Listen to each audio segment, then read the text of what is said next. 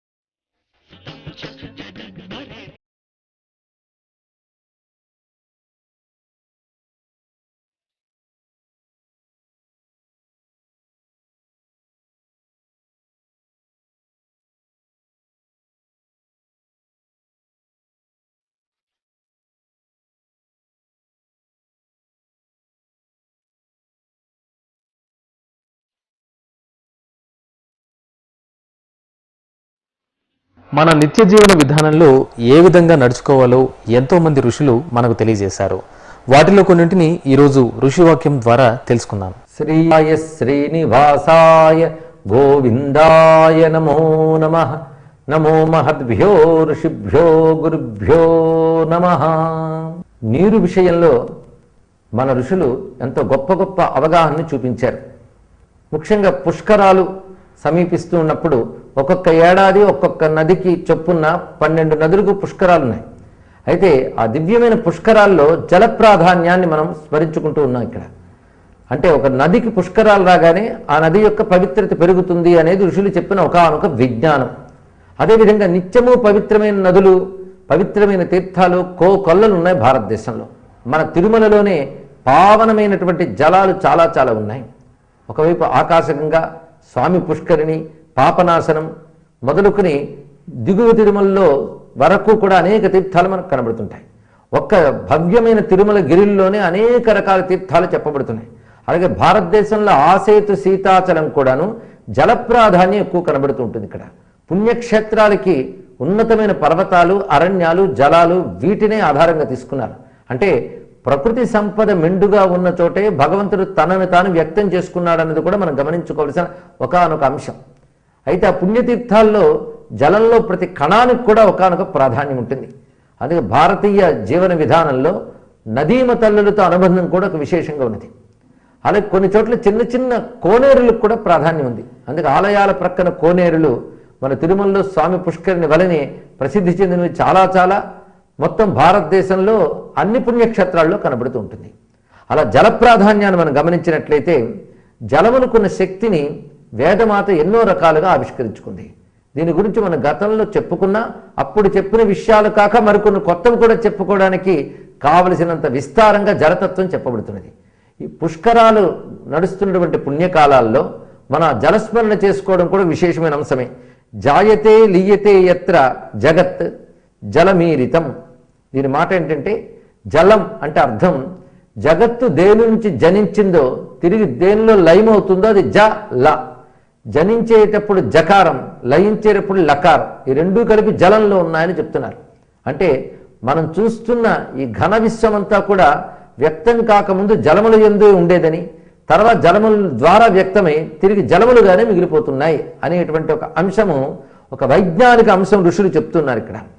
అంతేకాదు జలములతో మన అనుబంధాలు అనేక కార్యక్రమాల్లో కూడా కనబడుతుంటాయి. తజ్జలానితి శాప్తాత్మా చితం జలముపాసతే అని ఛాందోగ్యోపనిషత్తులో మంత్రం కనబడుతున్నది. విఘ్నులైన వారు శాంత చిత్తులు జలాన్ని మామూలు నీరుగా భావించకుండా జలాభిమాని అయిన చైతన్య దేవతగా భావిస్తారు అన్నారు ఇక్కడ. అందుకే జలాల్లో భగవంతుడిని ఆరాధించడం కూడా కనబడుతూ ఉంటుంది.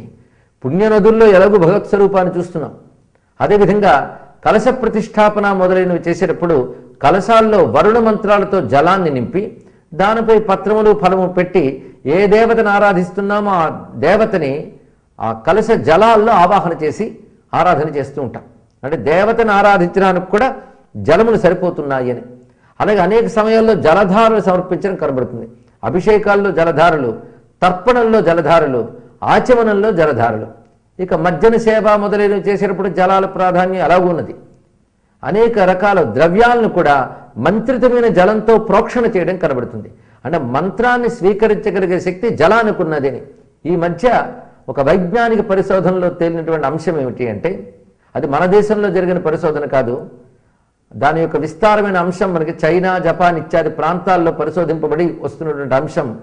ఒక నీటిని దగ్గర పెట్టుకుని ఒక శబ్దాన్ని అంటే ఆ నీటిలో సూక్ష్మమైన మార్పులు కలుగుతాయని, ఆ కలిగిన మార్పుల్ని అధునాతన సూక్ష్మ సాంకేతిక పరికరాలతో దాన్ని రికార్డు చేసి ఫోటో తీశారు.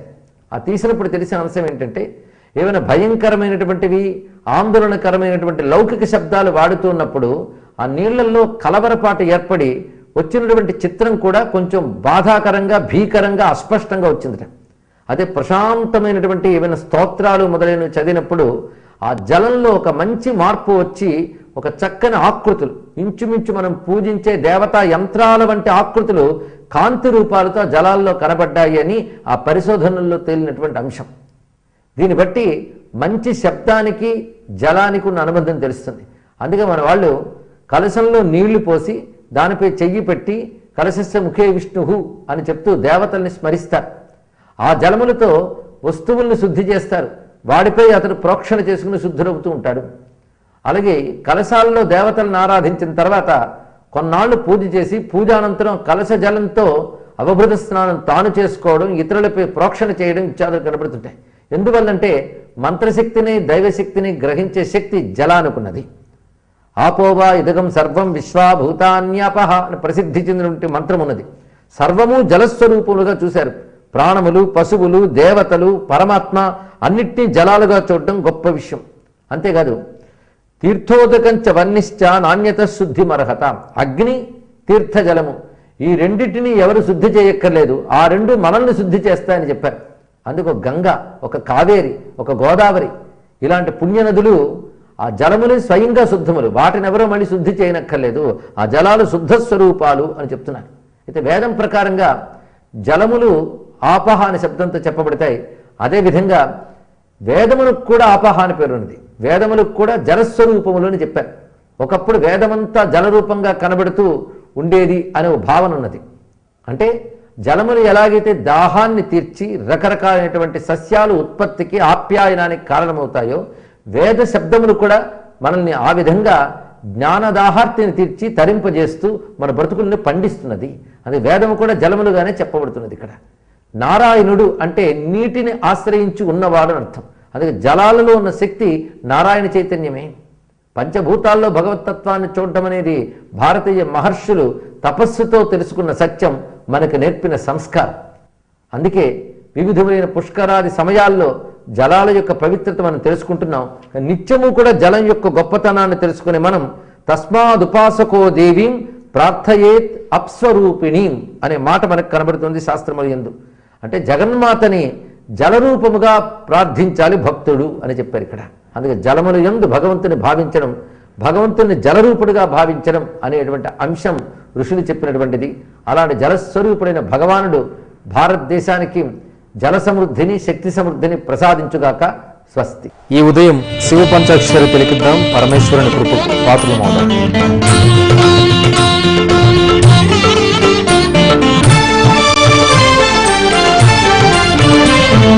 నమః శివాయ నమః శివాయ గంగాధర హర నమః శివాయ.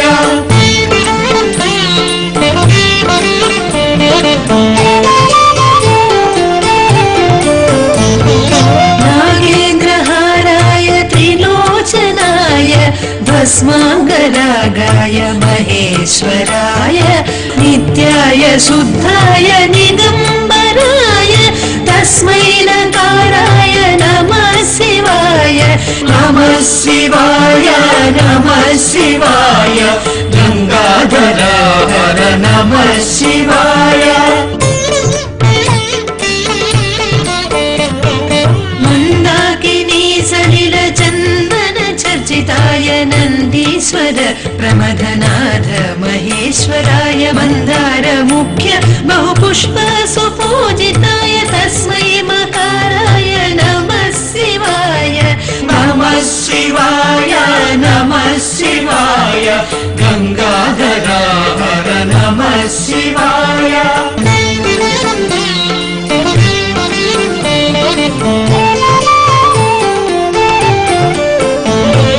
శివాయ గౌరీ వదనారవింద సూర్యాయ దక్షధ్వరనాశనాయ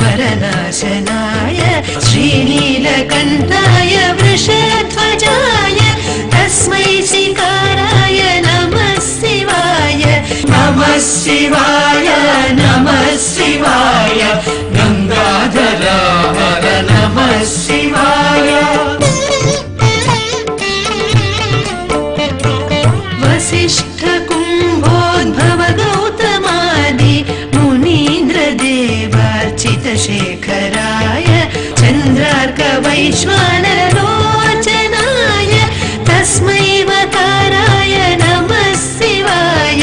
నమః శివాయ నమః శివాయ గంగాధర హర నమః శివాయ.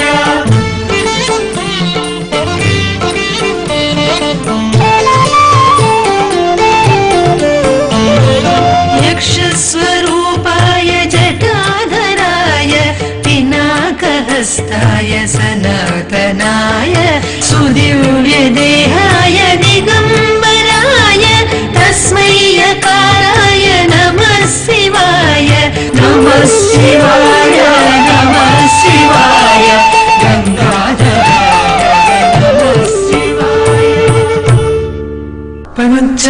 అక్షరమిదం పుణ్యం యః పఠేచ్చివ సన్నిధౌ శివలోకమవాప్నోతి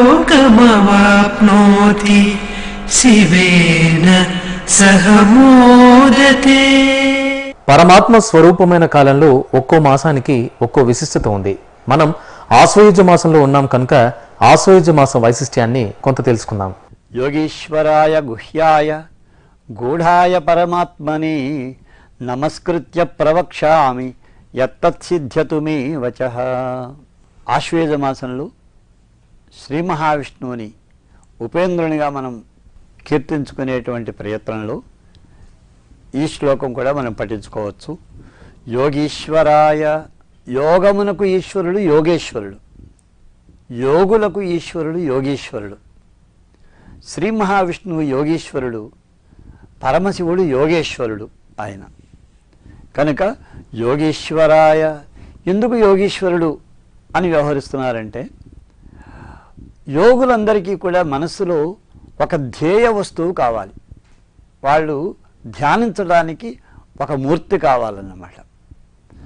ఆ మూర్తిని ప్రతిష్ఠించుకునేటువంటి ప్రయత్నంలో శ్రీ మహావిష్ణువుని యోగ నిద్రా ముద్రితుడైనటువంటి ఆ స్వామి యొక్క ఆకృతిని చక్కగా తమ యొక్క మనసులో ప్రతిష్ఠించుకోవాలి వాళ్ళు. అందుకని యోగుల యొక్క హృదయంలో స్థిరంగా ఒక ధ్యేయ వస్తువుగా ఆయన ప్రతిష్ఠింపబడి ఉంటాడు కనుక ఆయనకు యోగీశ్వరుడు అని పేరు. యోగీశ్వరాయ గుహ్యాయ, నిగూఢంగా సమస్త జనులలో కూడా ఆయన అంతర్వ్యాపిగా ఉండడం వల్ల గుహ్యుడు అని పేరు వచ్చింది. గూఢాయ, ఆయన యొక్క తత్వం అతి రహస్య తత్వం, అది నిగూఢ తత్వం కనుక గూఢుడు అనేటువంటి పేరు వచ్చింది. కనుక పరమాత్మని, సమస్త జగత్తులను కూడా చైతన్యపరిచేటువంటి ఆ ఆత్మతత్వం కనుక పరమాత్మ స్వరూపమైన అటువంటి శ్రీ మహావిష్ణువుని నమస్కృత్య ప్రవక్ష్యామి యత్, నేను ఆ దేవదేవుని నమస్కరించి ఏదైతే చెప్తున్నానో తత్సిద్ధ్యతు మే వచః, ఆ నా వాక్కు సిద్ధిని పొందుగాక, సమస్త లోకములకు శుభములను కలుగజేయుగాక అని మనం ఈ ఆశ్వేజ మాసంలో ఈ ఉపేంద్రునిగా శ్రీ మహావిష్ణువును స్మరించుకునేటప్పుడు ఈ స్తోత్రాన్ని చదువుకోవచ్చు. ఈరోజు తిథి వార నక్షత్రాల విషయాలను కొంత తెలుసుకుందాం.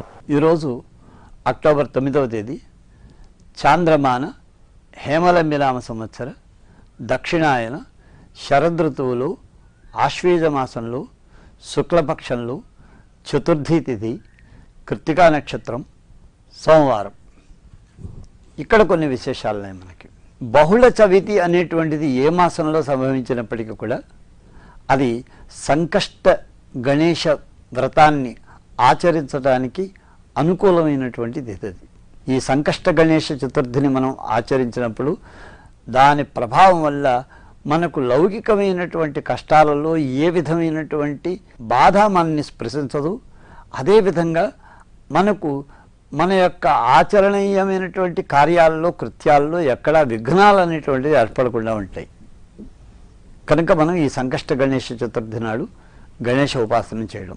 కృత్తికా నక్షత్రం కనుక పాదభేదాలను అనుసరించి కుజునికి కానీ శుక్రుడికి కానీ జపతపాదులని కవచాలను వీటన్నిటినీ కూడా పఠించుకుంటూ వారిద్దరినీ ఉపాసించుకోవచ్చు. సోమవారం కనుక శివ సంబంధమైనటువంటి పూజాదులని అభిషేకాదులని మనం నిర్వహించుకోవచ్చు. ఇవి ఈనాటి తిథి వార నక్షత్రాదులకు సంబంధించిన కొన్ని విశేషాలు. సకల శుభకరుడు మంగళకరుడు ఆదరించిందని ఆశిస్తూ రేపటి శుభోదయం కార్యక్రమంలో మళ్ళీ కలుసుకుందాం. ఓం నమో వెంకటేశాయ.